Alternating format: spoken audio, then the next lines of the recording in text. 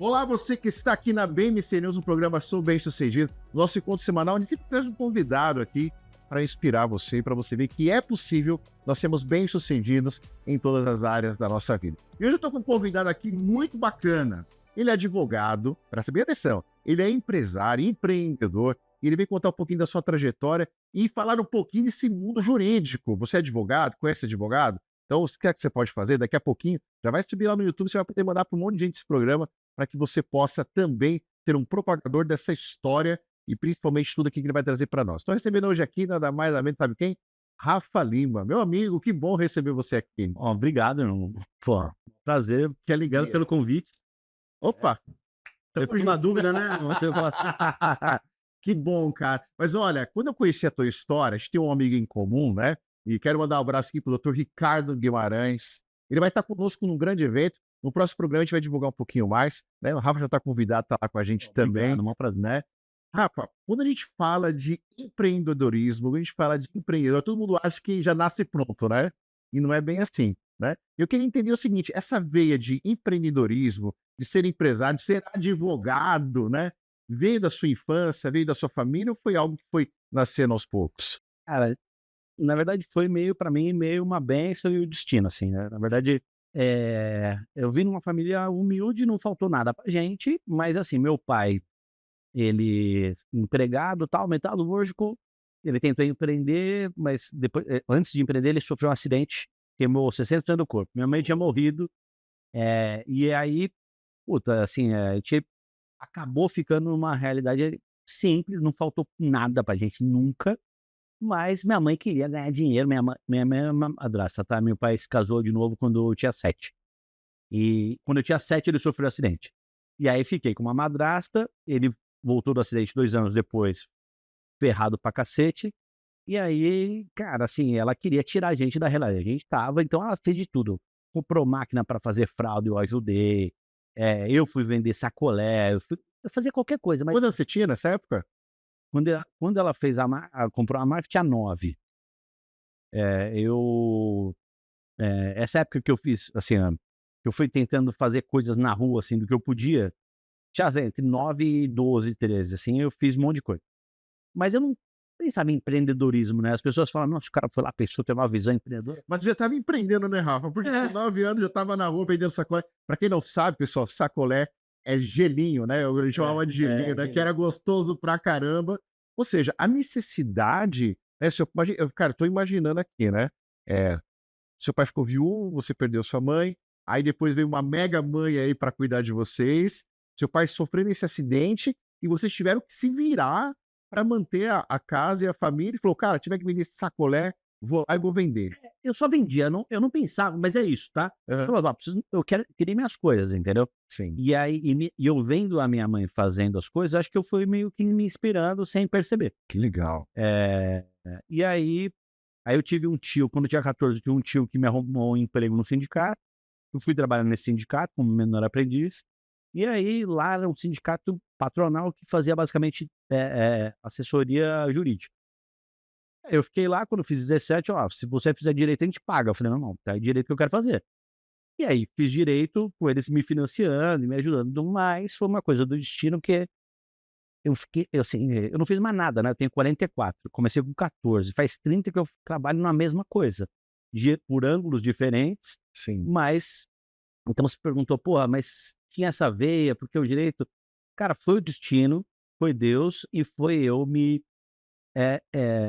naturalmente me apropriando daquilo, querendo saber mais, mais e mais e mais, assim. Sim. Então, Olha que interessante o que ele está falando, pessoal. Algo que é importante, anota aí.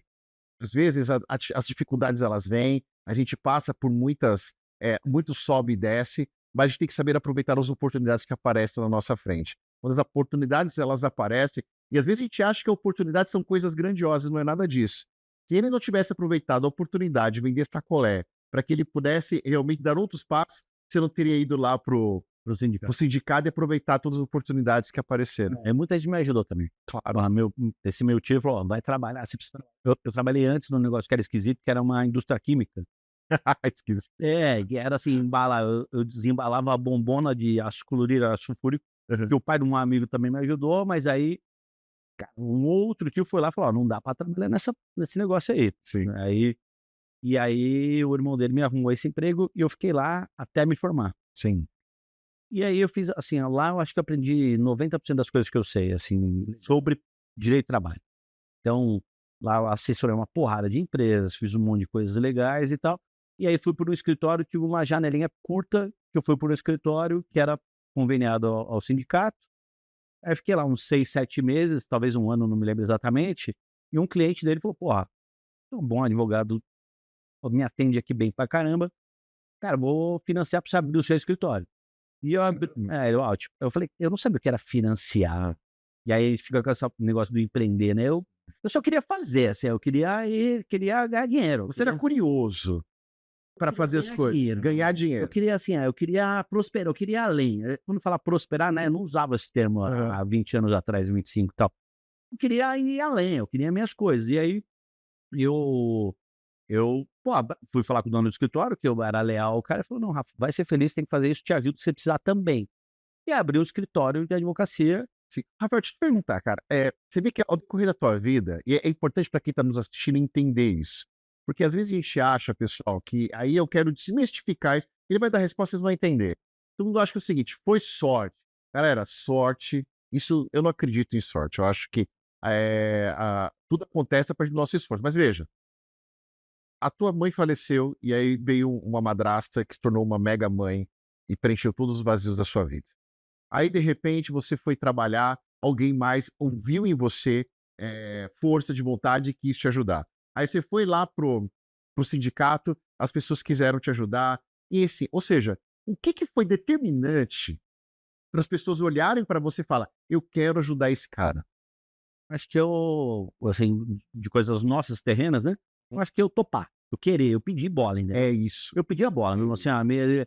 assim, eu não tinha esse negócio de, cara, o sindicato na época que tem uma época que tinha uma jornada controlada, a gente colava um adesivo numa tecla do PC lá, que parava de contar a hora de ficar trabalhando, eu ficava lá aprendendo, ia nos caras mais velhos, aprendia. E eu acho que no escritório, na janela curta que eu tive, eu pegava também os processos para fazer muito além do que eu era capaz de fazer, do que o que eu conhecia permitir. Então eu acho que foi assim, eu acho que quem me ajudou até ali falou: "Pô, o cara tem vontade, tem energia e não é falação". É isso, anota aí. Vontade, energia, passa a bola que eu pego, eu quero aprender, curiosidade. Ou seja, você quer se tornar uma pessoa, esse cara aqui, daqui a pouco vocês vão entender quem é esse cara.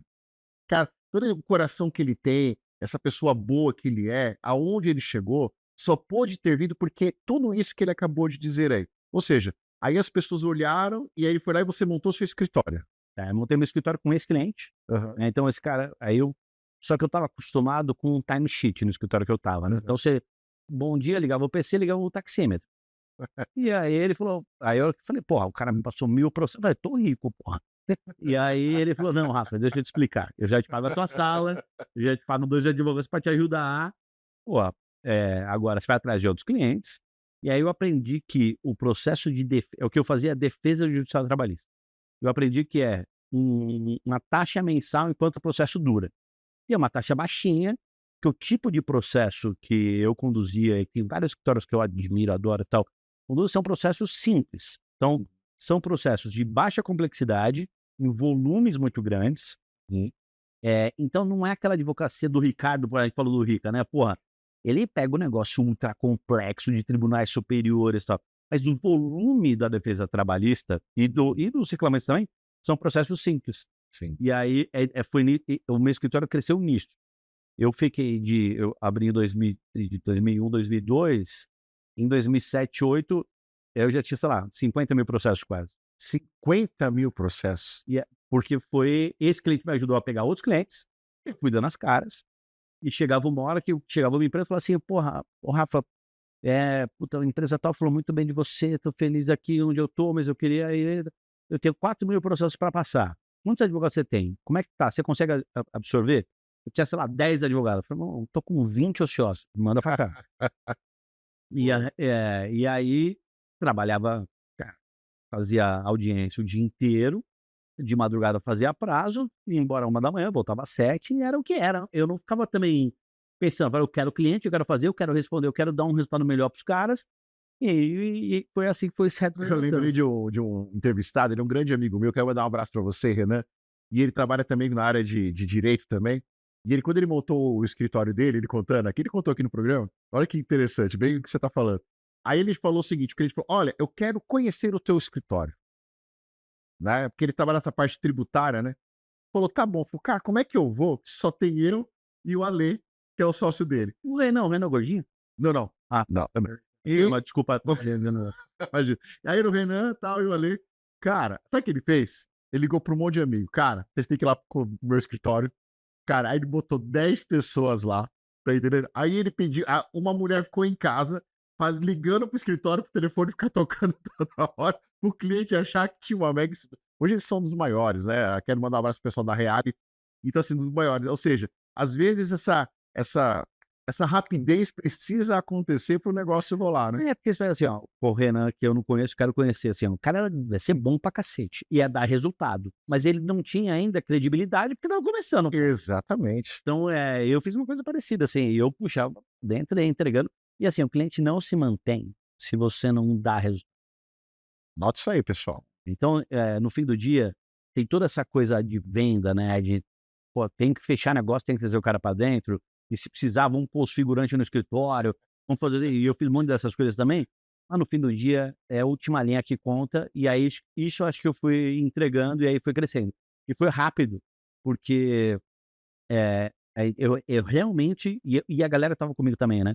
Eu consegui colocar todo mundo na mesma cabeça, assim, pô, se a gente conseguir ter resultado melhor que todo mundo, a gente fica melhor que todo mundo, pô. Você pegou e colocou tudo na mesma página e ó, tocou o projeto. É isso aí. Foi até 2007, 2008 assim. Caramba, olha só, pessoal. Tá vendo a história desse cara? É isso que a gente precisa entender. A gente não ter medo de se arriscar, da gente ter curiosidade, da gente realmente falar, passa a bola pra mim, que eu me viro, e é isso que faz a gente dar resultado. Mas já para um rápido intervalo, e daqui a pouquinho a gente volta aqui com o Rafa.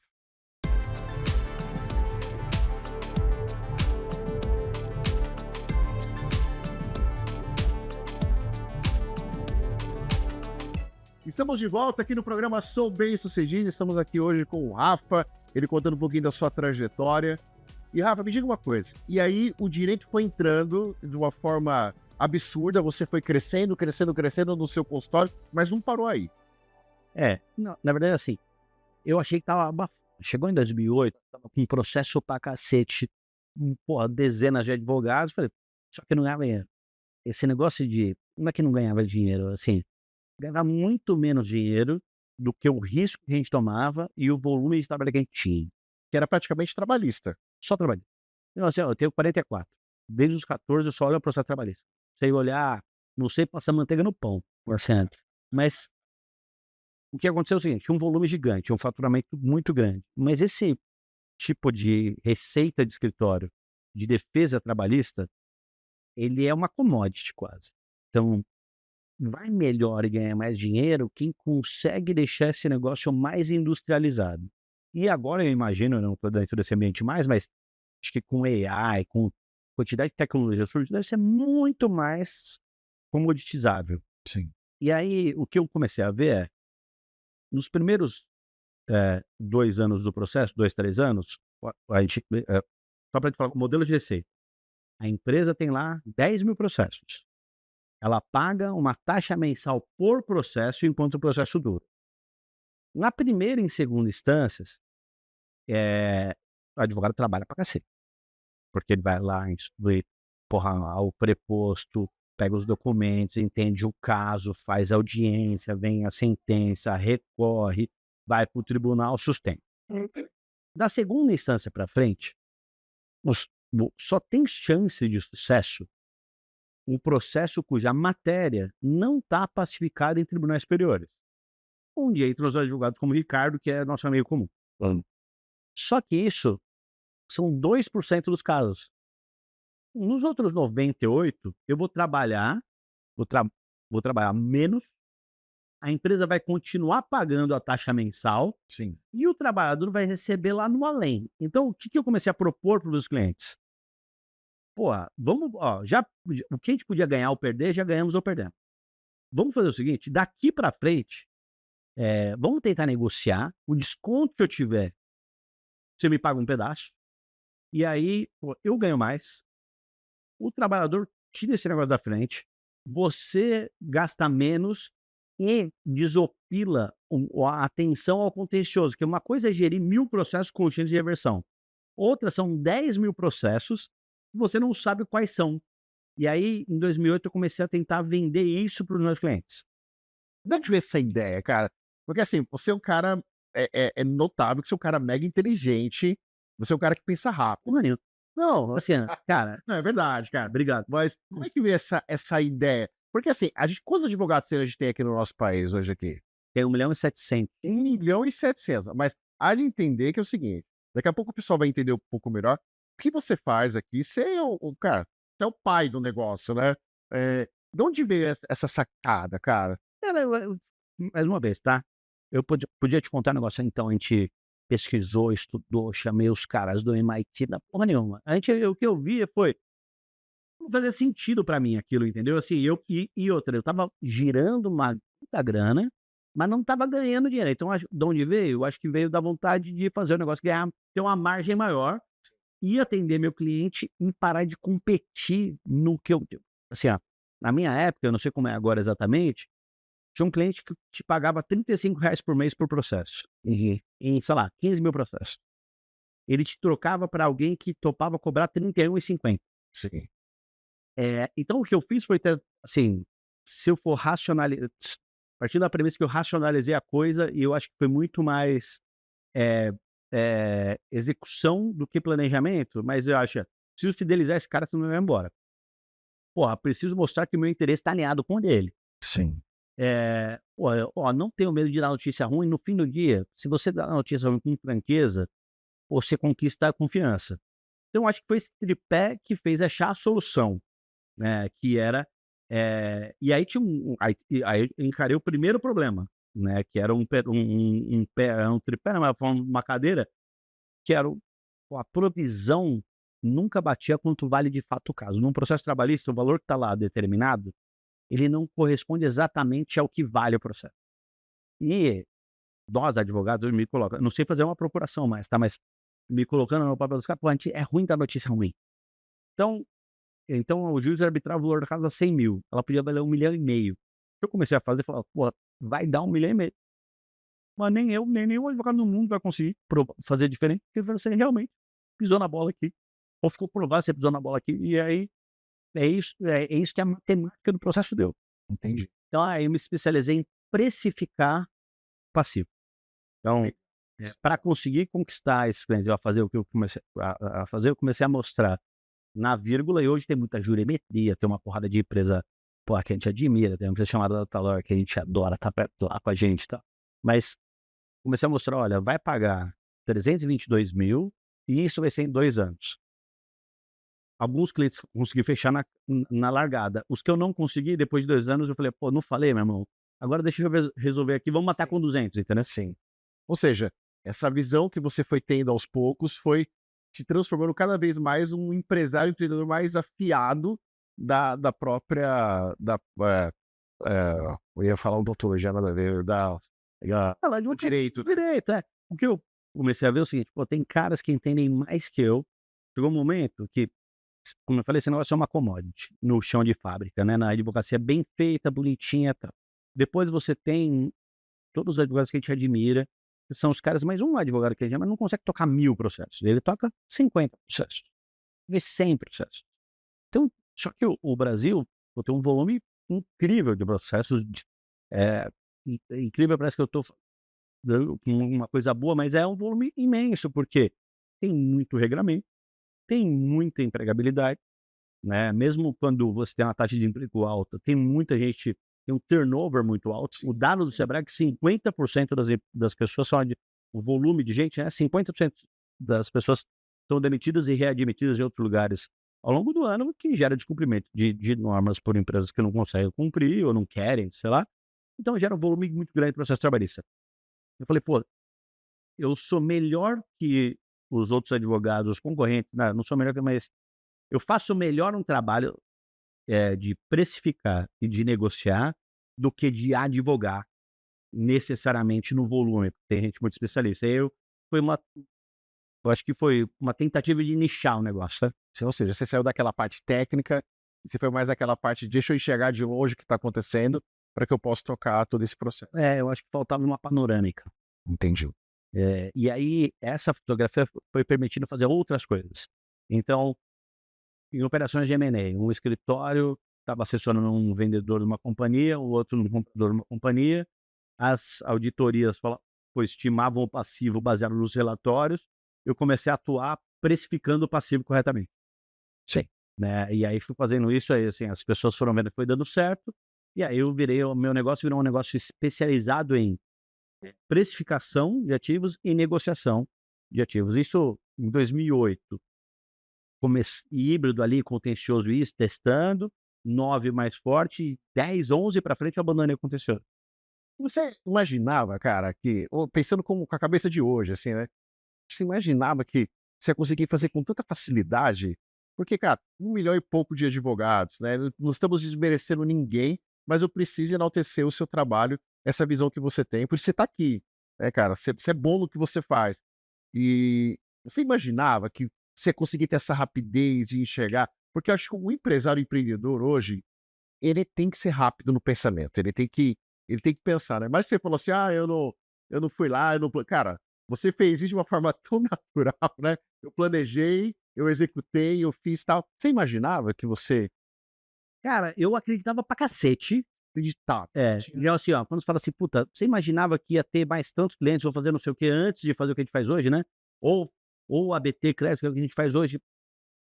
Eu acreditava pra cacete, e assim, aí acreditar é um sinônimo de imaginar, assim, eu botava fé pra cacete, mas não o imaginar é: "Puta, daqui a X tempo eu vou estar em não sei que lugar", eu não pensava nessa porra, Eu entendeu? acho que vai mais de imaginar, eu acho que você visualizava, né. É. É muito Eu mais tinha certeza, assim, ó, o negócio é o seguinte: até fechar o primeiro caso, eu tinha certeza.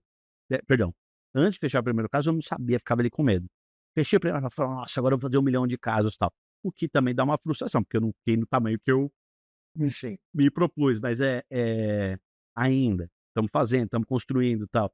Então a ABT hoje, que eu estou antecipando talvez a sobre assim, a gente tem lá mais de 450 escritórios que vendem com recorrência, um sem número de reclamantes, a gente alocou mais de R$ 1 bilhão. Eu imaginava chegar nisso? Eu imagino chegar muito além disso. Mas eu não mas eu muito mais uma acreditar, e é uma coisa meio divina pra mim, assim: "Ó, vai dar, agora o quê, quanto, eu não sei". Talvez dando certo, se porra, daqui a 5 anos deu tudo errado, fala: "Você imaginava?". "Não". E deu tudo muito certo, "Você imaginava?". "Não, mas eu acredito". Sim. Você sabe que na internet a gente ouve falar muito de haters, né? Aqueles que ficam falando mal, desanimando. A gente sabe que tem gente que é pós-graduado e doutorado e fica assim: "Ô, Rafa, pô, não vai dar certo, você é louco". Quantas vezes você ouviu isso? Ah, porra. Como é que você reagia ouvindo isso? E como é que você lidava com esses: "Ah, você é doido".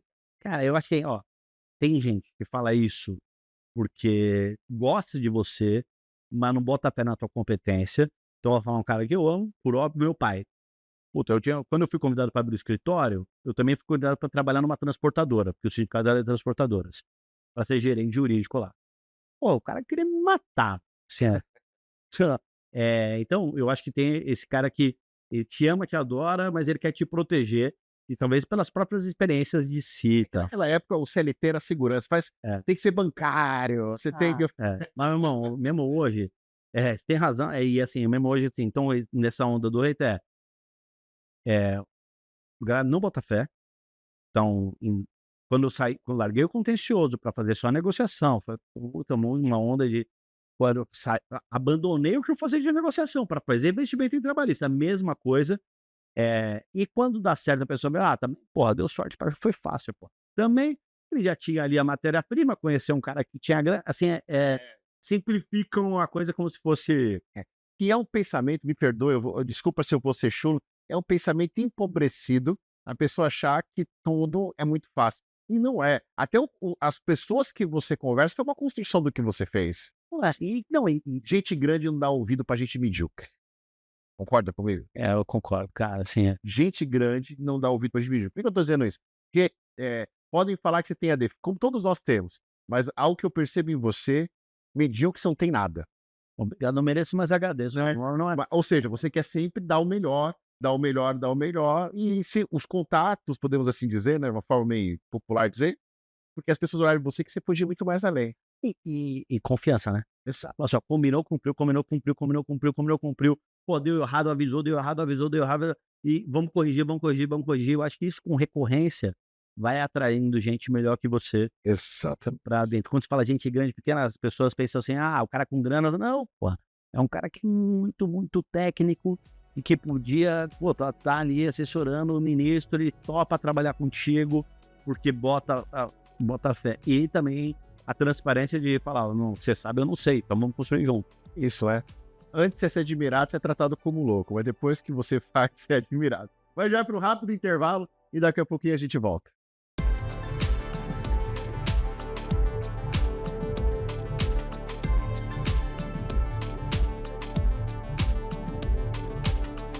Estamos de volta aqui no programa Sou Bem-Sucedido. Estou recebendo aqui o Rafa. Você é advogado, eu tenho que chamar de Dr. Rafa. Não, Rafa.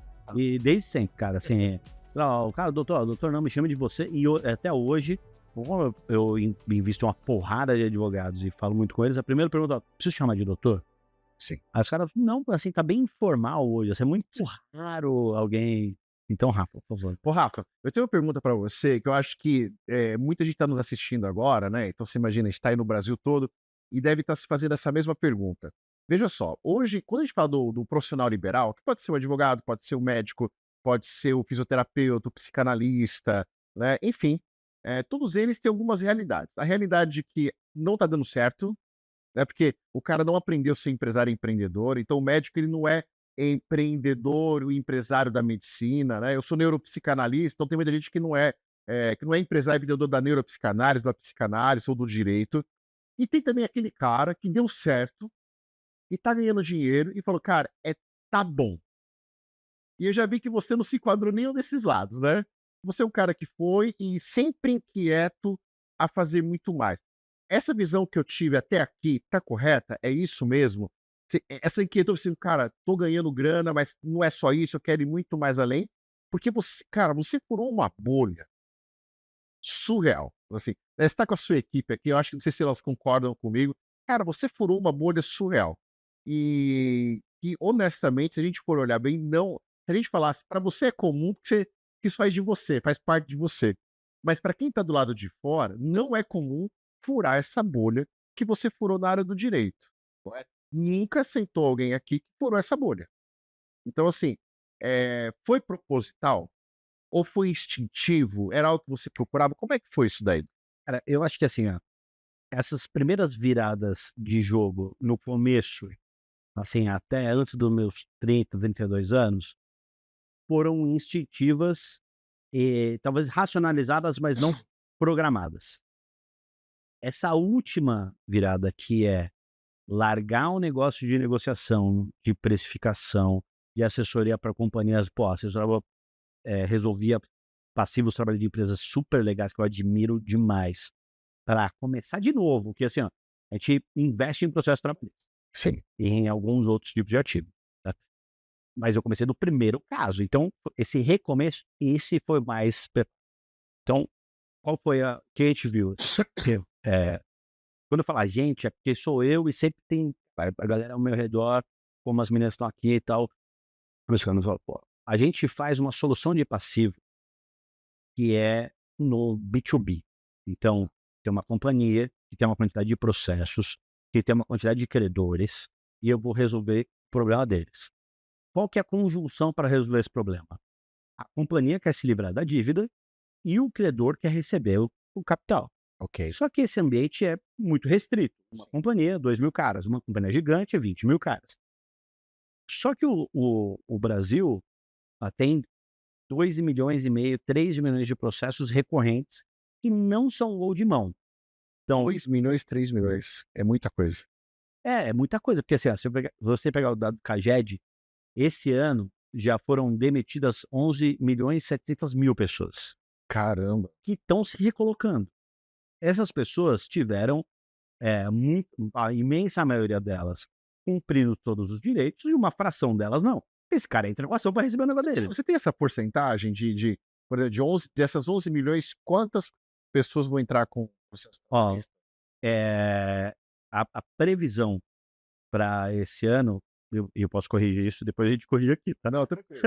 Mas serão Uma em base. são 1,5 milhão, 2 milhões de processos por ano, tá?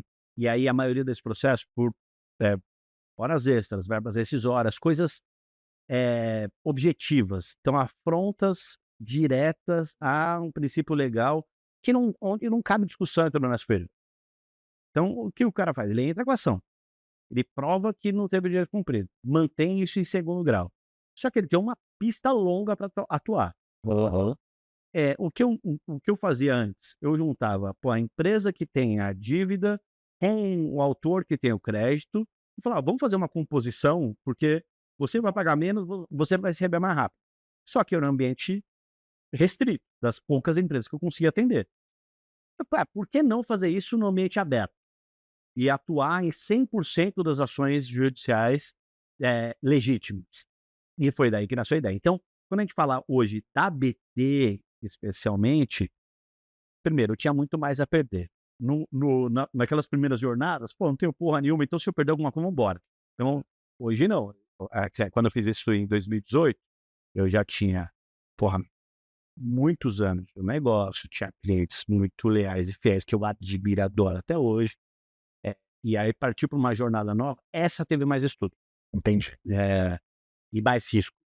E graças a Deus, sucesso do que as anteriores, sabe. Ou seja, também teve sucesso porque a sua trajetória lá dos 14 anos para cá, ela foi sendo construída e você foi ampliando a sua visão para que esse negócio desse certo. E aí, pô, o que a gente faz, né, quando chega nessa altura do campeonato? Você aprende com os pingas que toma e com os tombos que leva. Lógico que aqui eu tô contando muito mais pinga do que tombo, mas os tombos vão te construindo para não errar de novo. Então, essa jornada empreendedora, ele fala, que ensina tanta coisa. Pô, tem 2 jeitos de aprender: ouvindo alguém que se ferrou ou se ferrando. Infelizmente, eu acabei aprendendo muito mais me ferrando, mas isso foi me trazendo bagagem, né. Eu gosto do termo, aí vai ficar meio bullshitagem, mas eu gosto do termo antifragilidade, né. Tem o cara resiliente que ele, pô, ele dá murro em ponta de faca, mas ele não para de dar murro, porque ele é muito forte e tal. E tem o cara que dá murro em ponta de faca: "Pô, preciso martelar esse negócio, machuquei minha mão. Pô, aqui já machuquei, como é que eu faço para empurrar esse prego sem machucar de novo?" E vai criando soluções. Eu acho que eu naturalmente fui por esse caminho, sabe. Pô, então você foi resiliente, porque o primeiro é o teimoso. É. Você foi o resiliente nato. E quem te ensinou a ter essa resiliência? Porque assim, 3 coisas assim que são bem bacanas a gente falar. Você é um cara super humilde, um cara assim que conquistou muita coisa e não de quem você aprendeu a questão a ouvir as pessoas? Porque eu percebo que assim, quando alguém te traz um conhecimento, você pode até não concordar, mas você vai ouvir. Né. Isso é algo interessante. Algo raro, por exemplo, que eu vi aqui, que eu quero dizer aqui, no intervalo aqui, né, você se comunicando com a sua equipe, você procurando ouvir, né, aprender ou estar aberto a ouvir das pessoas. Cara, isso é muito raro hoje, né. Com quem que você aprendeu isso, cara? Porque para mim isso é tão determinante para o sucesso. Quem te ensinou isso? Pô, acho que não tá me perguntando isso, mas assim, eu acho que é um pouquinho de um monte de gente, né.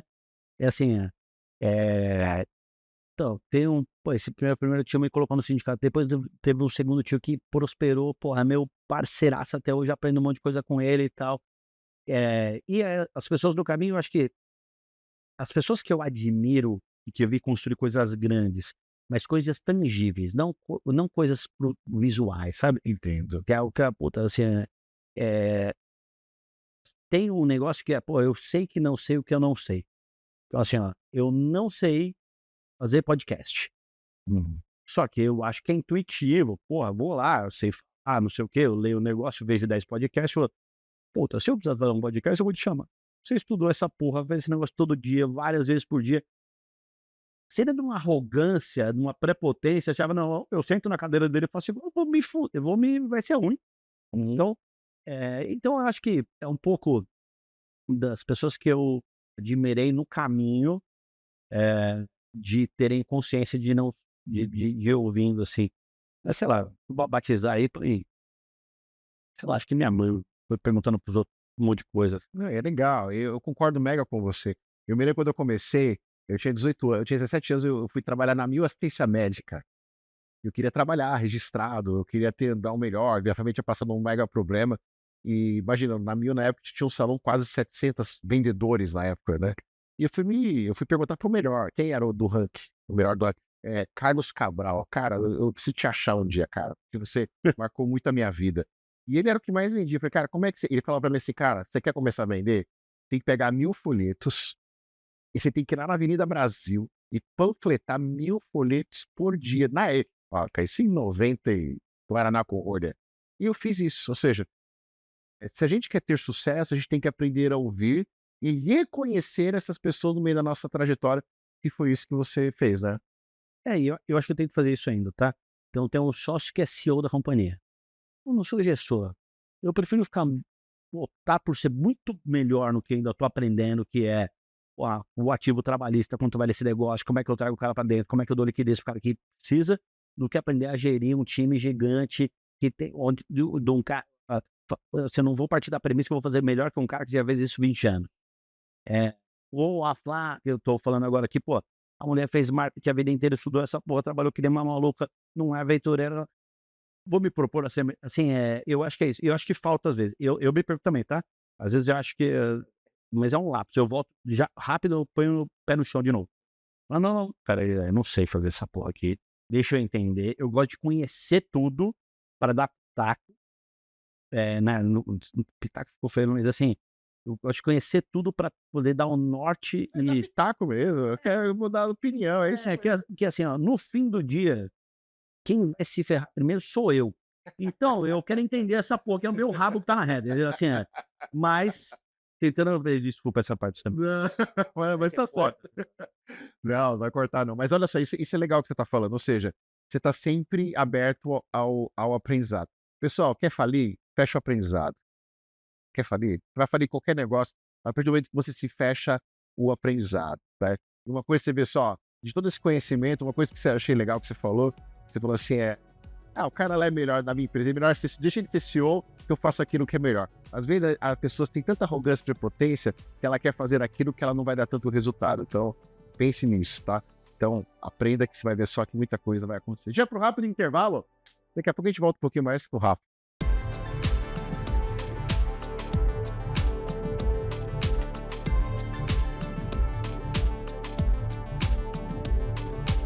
Estamos de volta aqui na BMC News, o programa Sou Bem Sucedido. Hoje estamos recebendo esse empresário, esse cara gente boa aqui, que é o Rafa, contando um pouquinho da sua trajetória e contando um pouquinho do seu negócio. Mas, Rafa, voltando a falar um pouquinho dessa virada de chave, cara, você montou hoje uma mega estrutura e uma mega empresa. Eu queria que você falasse um pouquinho da BT, não é isso? Isso. Falasse um pouquinho da BT, dessa virada de chave, de todo esse trabalho que vocês fazem hoje, que é um trabalho muito bacana e que, não sei se eu posso dizer dessa forma, mas que você revolucionou o jurídico.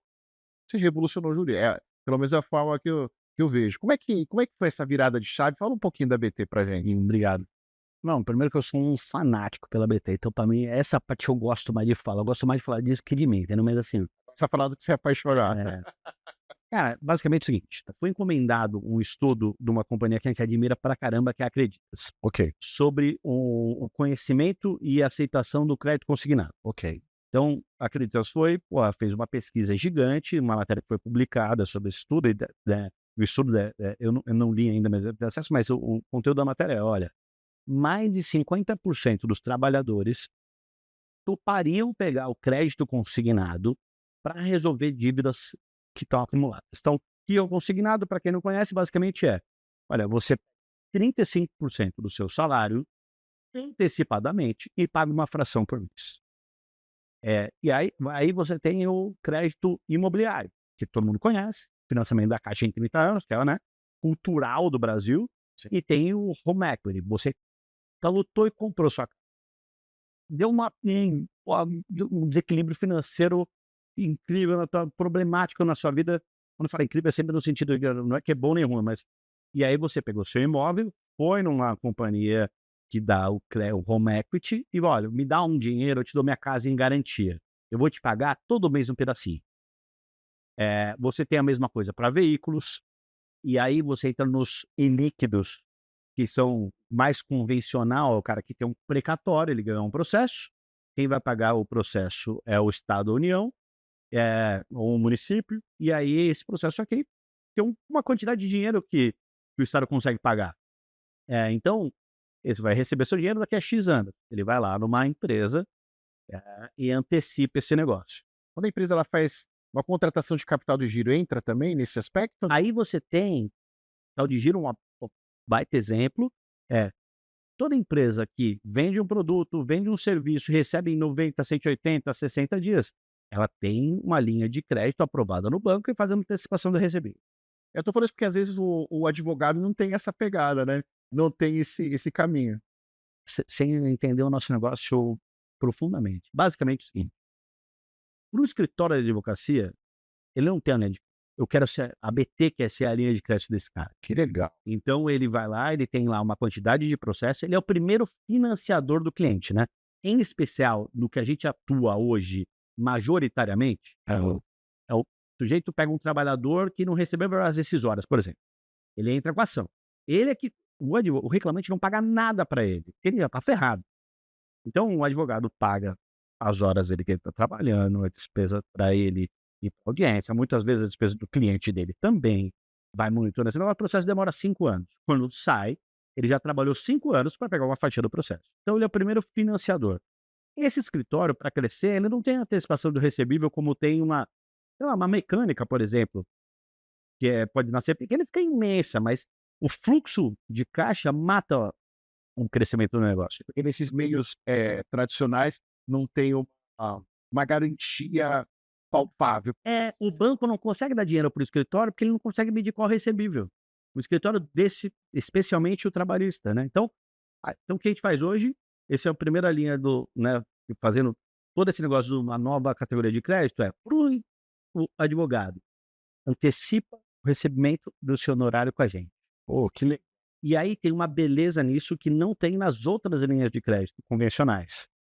Quando você recebe, pega um consignado, todo mês você tem uma parcelinha. Eu sou fã do consignado loucamente, tá? Eu acho que não é isso aí, cara, assim, é um negócio que se tivesse na minha época, talvez eu tivesse chegado mais longe mais rápido. Porque você tem que esperar o do mês entrar e tal. O cara pega um empréstimo no banco, né? Um empréstimo convencional. Papai e mamãe foi lá no caixa eletrônico do Banco do Brasil, R$500. Mês que vem, R$50 a menos e até quitar a dívida dele. Então. No nosso cara vende o processo trabalhista, antecipa o honorário dele, não tem nem nada diferente. É um negócio que ele ia receber daqui a 3 anos, ele pôs o dinheiro do bolso agora, e ele não tem nenhum problema no fluxo de caixa atual dele, porque a receita dele é igual. Então, e para o trabalhador a mesma coisa. Chega entrou com a ação, ganhou o processo, tá indo bem pra caramba, mas tem uma pista ainda. A companhia, ela tem os direitos aos recursos dela, que muitas vezes são protelatórios e é do jogo. Tem uma demora natural do judiciário no mundo, né? Porque no fim do dia é uma entidade restrita de tamanho, né? Não tem como julgar tudo do dia para a noite. E aí ele tem um processo trabalhista que vale lá R$200 mil e ele tem uma dívida de 30 mil.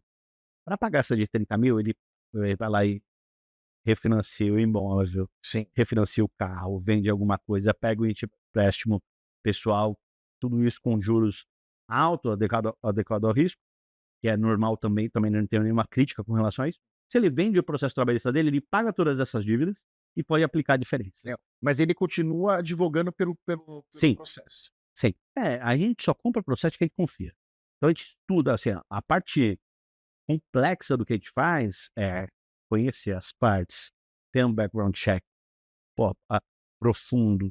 A gente quer fazer negócio com gente séria, a gente não quer trabalhar com aventureiro, com quem faz advocacia predatória, com quem faz gol de mão. Assim, o grande trabalho da BT de bastidores, né, que sim, basicamente é o seguinte, 90% das pessoas afiando o serrote e 10% serrando. Esses 90%, eles estão lá estudando o processo, estudando as partes e vendo se pode dar crédito, igualzinho um banco. Legal. Né? E a gente com dificuldades maiores, quer saber? Bom advogado. Sim, mas assim, vamos lá. O advogado continua advogando no processo. o reclamante, ele não vende o processo todo, ele pode vender um pedacinho, resolver o problema dele, continua com o futuro dele para receber. Ou seja, você sentiu essa dor, foi sua dor também, né? Foi. Lá atrás, falou, opa, deixa eu ver, né? E você tem noção dessa mudança de revolucionária no mundo do direito? Porque assim, você está ajudando os advogados a crescer, ou seja, você está fortalecendo os escritórios de advocacia no Brasil para que eles possam oferecer muito mais, não só qualidade, mas também fazer o fluxo deles acontecerem, né? É, cara, assim, pô, estamos aqui, primeiro, obrigadaço pela oportunidade. Acho que eu vou ter essa sensação de, puta, você percebe? Eu não percebo porra, assim, eu acho que vou ter essa sensação quando mais gente fizer. Então, assim, a gente colocou mais de R$ 1 bilhão para trabalhar nesse negócio. A gente, pô, Eles já alocaram já? a gente colocou mais de 1 bi e a gente para de. E, pô, então, assim, investidor feliz, advogados felizes, reclamantes felizes. Ou seja, tem uma intersecção aqui de gente que é ganha-ganha mesmo. Aí, sem demagogia, a gente faz isso para ganhar dinheiro. Mas, porra, a gente vê ajudando o empregado, vê o escritório prosperando. é, mas, assim, puta, eu acho que eu sou muito grato a Deus, sou muito satisfeito por estar se passando daqui. Eu estaria muito feliz para estar atrás também, tá? Mas só para não parecer que eu sou arrogante, coisa parecida, mas eu acho que essa sensação que mudamos, eu acho que quando eu tiver 50 mil advogados fazendo esse negócio com a gente, aí você me chama de homem, toma um chopp, meu, aqui eu te conto. Mas olha, quero te agradecer por você ter vindo no programa, contar sua trajetória, contar sua história e também de mostrar pra gente aqui, dar a oportunidade da BMC News aqui no nosso programa, mostrar esse trabalho que está sendo feito na área do direito, porque a gente sabe que não é fácil pro profissional liberal, né, e entre outras áreas do direito, às vezes, de conseguir fazer essa alavancagem dentro do seu negócio e vocês darem essa oportunidade. Muito obrigado. Eu que agradeço, um baita privilégio estar aqui contigo, cara. Desculpa qualquer coisa que eu fizer. Imagina, que alegria ter receber aqui. Então, olha só, aqui embaixo está o site, está as redes sociais dele, né? Você que é advogado, entre em contato com eles aí, para que vocês possam fazer uma boa parceria, tá bom? Até semana que vem, pessoal. Um abraço e tchau.